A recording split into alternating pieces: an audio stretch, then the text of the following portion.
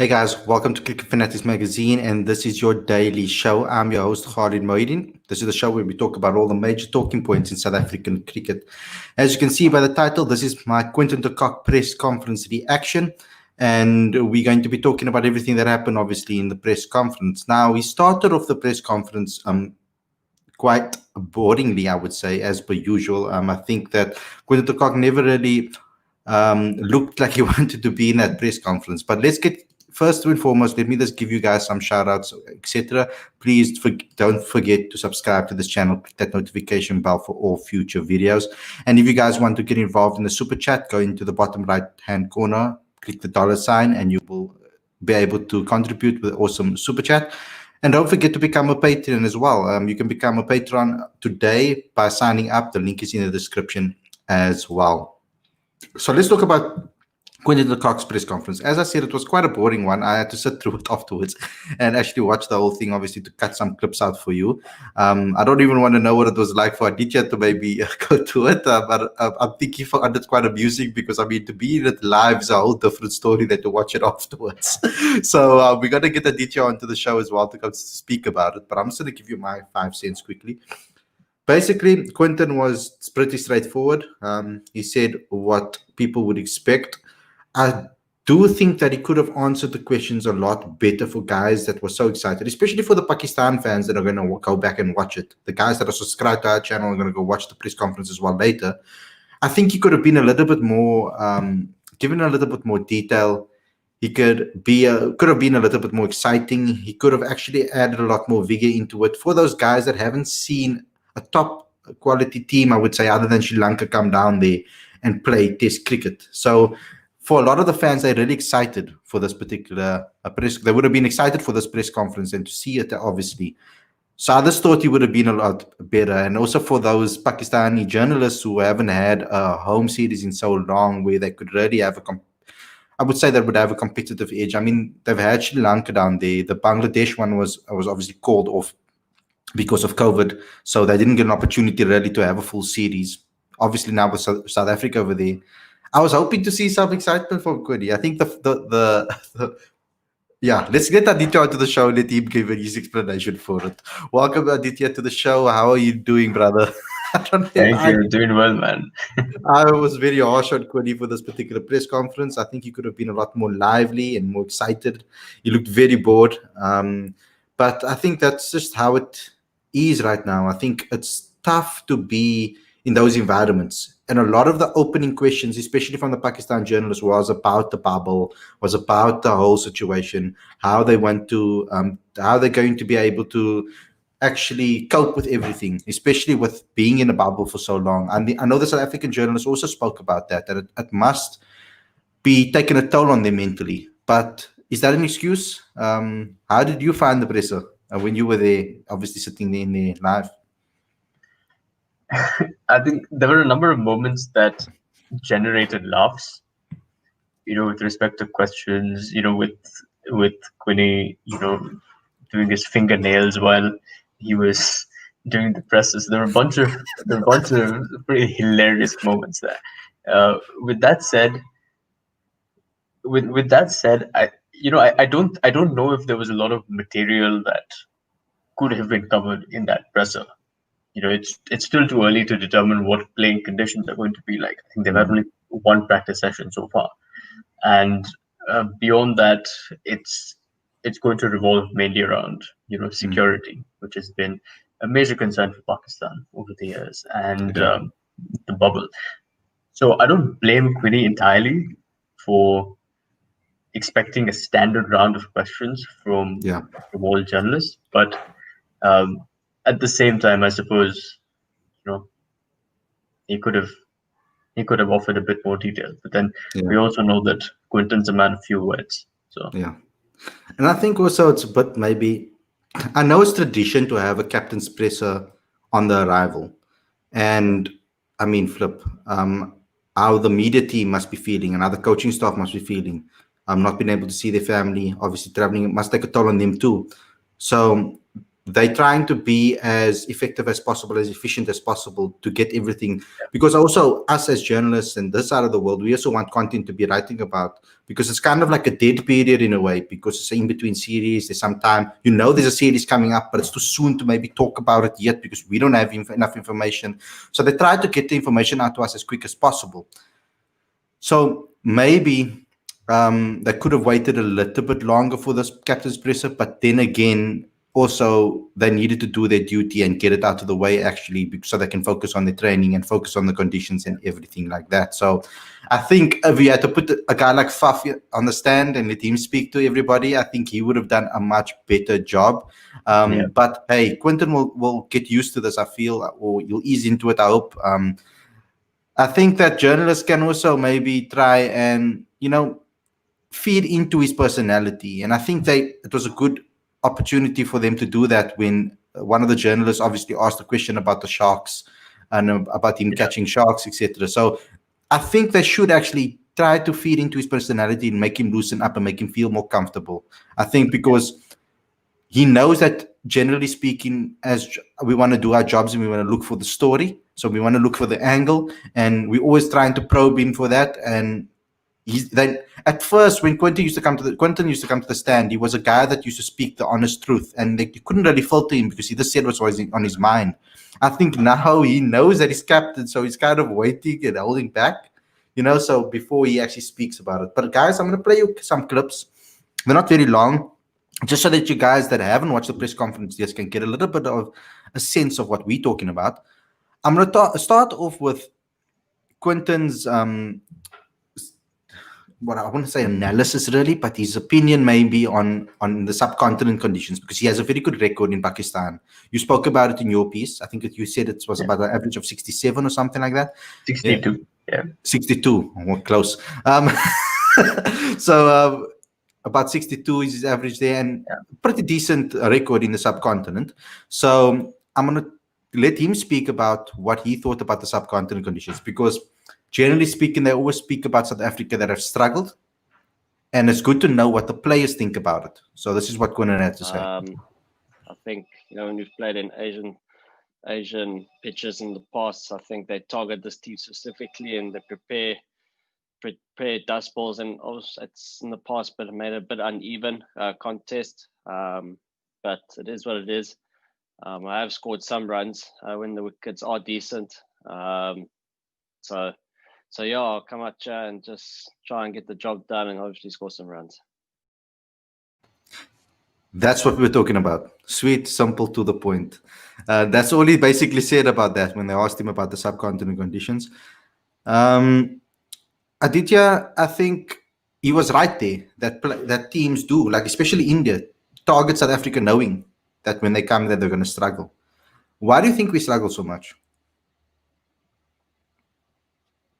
It's the multitude of factors. First is that these are actually difficult conditions. Most overseas teams come and struggle. The question is, how much do these teams struggle? And we've seen in the past, for example, when England beat India in 2012, they played on rank turners as well. Over time, however, there has been a significant deterioration in the quality of pitches. And the turning point, in my view, was that 2015 series against South Africa, where I think there was an explicit instruction to create these dust bowls, as Quinton described them. I think that series was instrumental in creating that massive disparity between home and away pitches, which has perhaps contributed a great deal to the mental scars that a lot of teams might be having, because we know that this day and age, every team is watching every other team playing in the subcontinent or elsewhere. So it's a multitude of factors, and very hard to pinpoint to one or two specific points. But yeah, it's difficult. These are difficult conditions to play. Most teams would agree. Yeah. So I did my research. Obviously, you'll see it in my preview, and I kind of looked at Karachi, because we first of all I wanted to check for the first test, of course, and I wanted to go back into the 2007-2008 test that South Africa played there, 1-1, drew 1, and to look who performed well there. And someone like Paul Haddis really performed well on that particular series.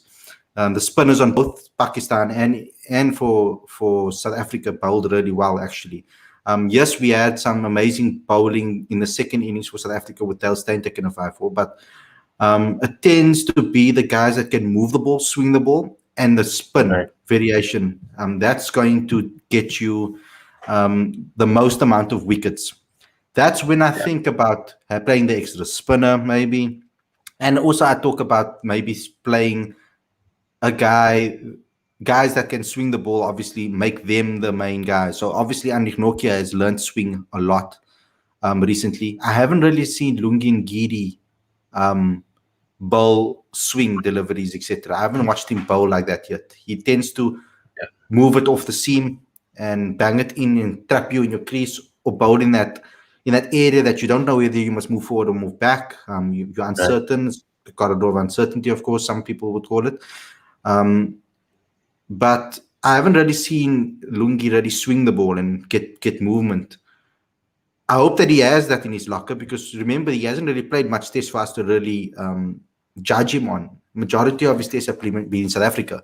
So on conditions that really suit South African bowlers with regards to test cricket. So I would really like to see what he's capable of with regards to the swing bowling. That's why I think Anrich and obviously Anrich and KG will be so key. But also another guy, Bjorn Hendricks, who's a left-arm seamer that can really swing the ball as well.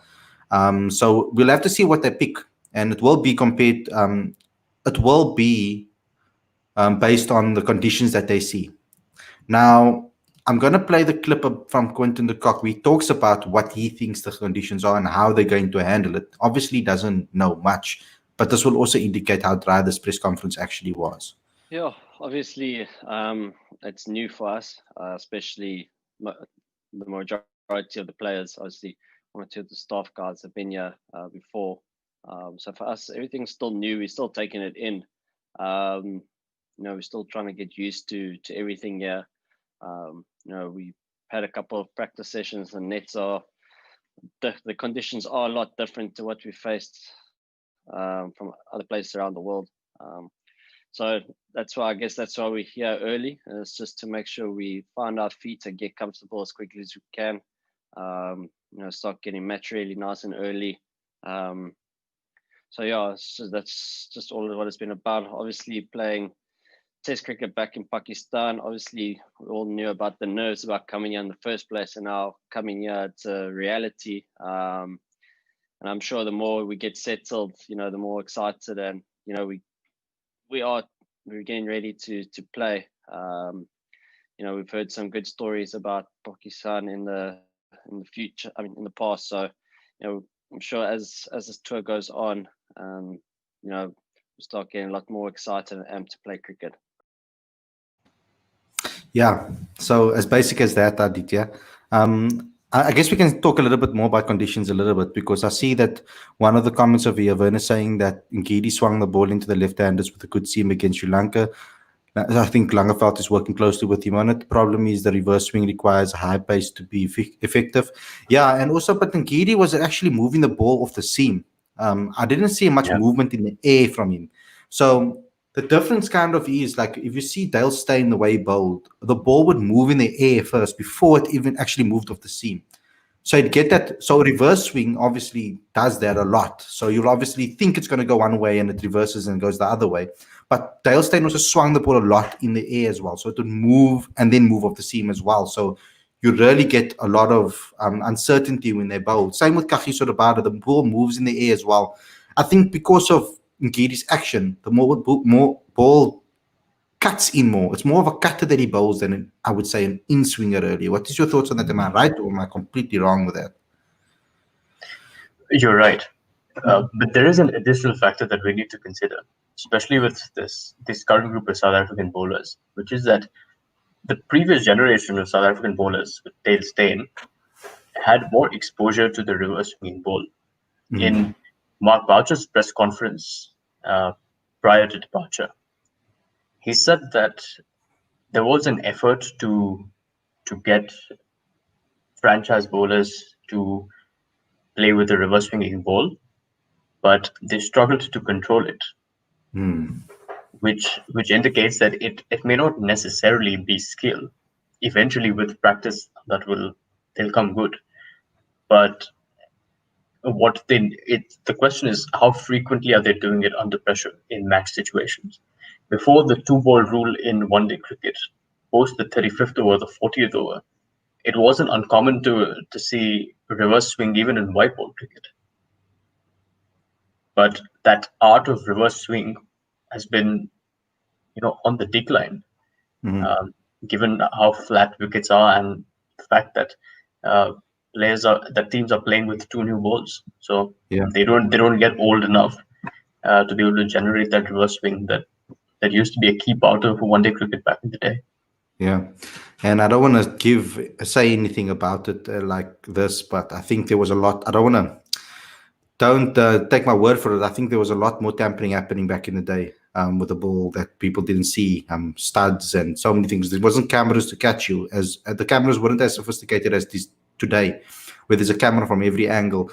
Not saying that it's a right to do so, but I mean, they used to be, before they started getting strict on the rules, because I would remember a lot of times, fielders who could make it to the keeper with an easy throw would try to make it bounce on the pitch first, or on the rough first before it goes to the keeper. All of those little tricks have been cancelled out of the game. So to get reverse swing, especially now in COVID, when you can't use spit, so they're going to have to use their sweat or other liquids. I don't know whatever other liquids they're going to have to use to reverse swing the ball. I mean, and shine the side, etc., and roughen it up. That's why it's so important to have a spinner that can really, rough up the ball a little more. Gets through overs quickly, so that you can have that. But yeah, we're going to have to see what they get in Pakistan. It's going to be a tough one. Let's go into one more clip, and that is about Quinton and batting at number 5. I think he made it pretty clear. He didn't open it up for debate, really. So here we go. Put it this way, I'm alright with batting at 5.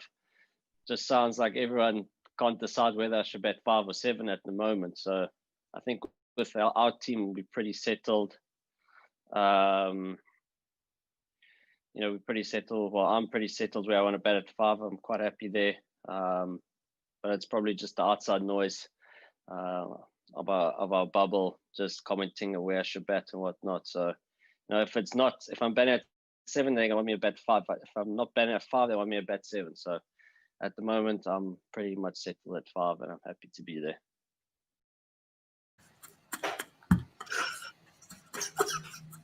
I love it. I actually enjoy it because I don't know if you watch any of our shows, because we had those debates constantly. We want to bat 4, want to bat 7. Some people on the channels on the panel saying that you must bat 7. Yeah, it's an ongoing debate. But if you think about it logically, like I said on the last night's show, when it was all about Quinton, Quinton doesn't necessarily bat as a number 7 because of the collapses that South Africa's been facing over the last couple of years. South Africa has been struggling to get runs from 1 till 4. I mean, Faf bailed us out a lot at number 5. And then obviously Bavuma and Quinton bailed us out a lot in a lot of test matches. I mean, basically every single one of them, except when I would say maybe England, Rassie really played well in some of them, but we were dominating against England. So I can't really say against England. Before that, Sri Lanka and India completely dominated us. We collapsed, and Quinton had to bat, and Pavuma and Terence de Bruin in Sri Lanka. So when Quinton comes in, it's so early in the innings already that it doesn't really make a difference whether he comes in at 10. So it's almost like he has to face the new ball anyway. And the only reason you really want to actually come in that position is because bowlers have more tired. The ball is obviously older, so it's not the new ball is difficult to face, especially in conditions where it swings a lot, and where it's a little bit more overhead conditions. That's very difficult to face a new ball, especially when you've got top quality bowlers. They're going to face some serious pace bowling, I think, in India. I mean, in Pakistan, sorry. And in India when we do eventually go there again. But I'm saying in Pakistan specifically, I think Shaheen Afridi is one of my favorite players to watch. They've got a lot of talented bowlers in that side, and I think South Africa's openers, especially Aiden, it's a big series for them, as well as for Quinton de Kock. Being that main batsman in the side, I think it's going to really be a real tough series for him, especially because he didn't score runs against Sri Lanka, where people will kind of forgive Faf and maybe Rassi because they scored runs against Sri Lanka. So and Algo, actually, they'll be a little bit more forgiving with him if they don't perform as well. But for Quinton and for Aiden and for Rassi, more Temba, more, I think it's going to be a big series for them. Let's see if they play, actually, because they got Keegan Peterson. I don't know if they're going to give him a chance. It'll be quite tough for him to play his first. If his debut to come in Pakistan, to be quite a massive thing for him. Do you think 5 is the perfect position for him, Quinton? Or do you think maybe he should drop to bat at 5 and get some consistent runs? Or he should maybe drop the captaincy, or maybe drop the gloves, or one of the two? It's such a tricky question, because I think the roles that Quinton would have to play at 5 would be very difficult, would be very different from what he'd do at 7. At 7, he'd probably be the nail in that coffin, where he scores, 80 of 100 balls or 100 of 120 balls. That's the Adam Gilchrist sort of role, that the one that he played in the Australian teams of the late 90s and early 2000s, is what Quinton would have to do at 7. And Quinton is perfect for that, in my view.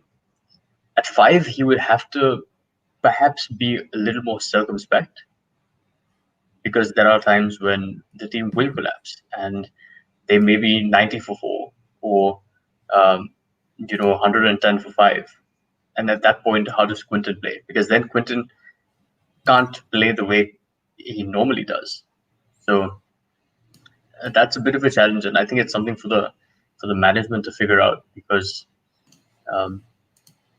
if they have a number 5 batsman who has that versatility, where he can block it out, he can absorb pressure, and on the other hand, if he needs to turn it on, he can turn it on, then Quinton can slot down at 7.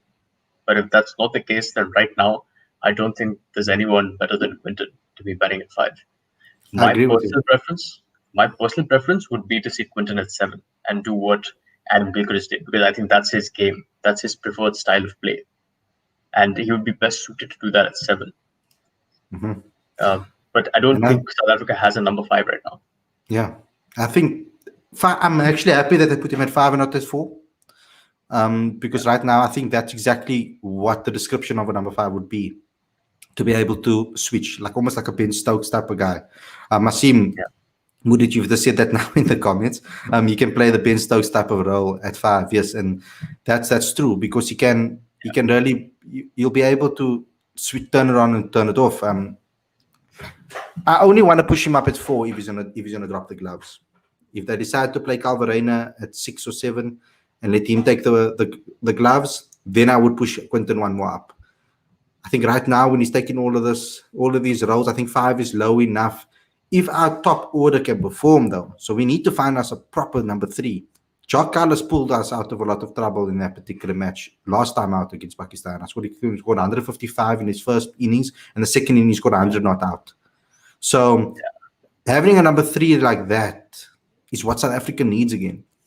We must be able to score runs. In that particular match, in the first innings, South Africa, I think as a top 6, scored 456 runs combined, if you count up all their totals. I think 500 odd runs like that. I can't remember exactly the exact number, but it's 450, I think, plus. And that's what we need from our top 6. Then they must be able to take the pressure off the bottom order. And especially of guys like Quinton. You kind of want Quinton to come in and take the game away from you And that's what he's very good at doing. When there's 230, 240 on the board, maybe 300, let him push us to 400, 500 plus. That's what you want Quinton to do, with obviously with a partner at the other end, contributing a little as well. Guys, that's all we have for you today. Thanks a lot for tuning in. Thanks a lot to Aditya for going to the press conference and covering it for us. Go check that, obviously, on cricketfanaticsmag.com, where you'll find all our updates. There's a Pakistan series tab that you can just click on, and you'll find all the Pakistan series tabs. To all you guys out there, thanks a lot for watching. Don't forget to like, comment, share, subscribe, and click that notification bell for all future videos. Don't forget to sign up to Patreon. You can become a patron today and come on this journey with us. I want you guys to be on this journey with us. I want Cricket Fanatics Magazine to be yours too, and that's what Patreon will give you. It will give you some sort of connection with the company, and also you'll get special rewards from it. You'll get special shows directly to you, only for your eyes only. So and you can have a message to be able to message us privately in the Discord platform as well. So go ahead and go sign up to Patreon. Also, don't forget to contribute with super chats in future videos. Also, if you have a business, or you know someone that has a small business and you're looking to make sales online, we can help you get sales online even if your business is offline. So go to our free tutorial on the channel and click in the link in the description. Aditya, I don't want you to go anywhere. I just want to talk to you after the show. But thanks a lot to everybody for watching, and I'll see you guys very, very soon. Take care, everyone.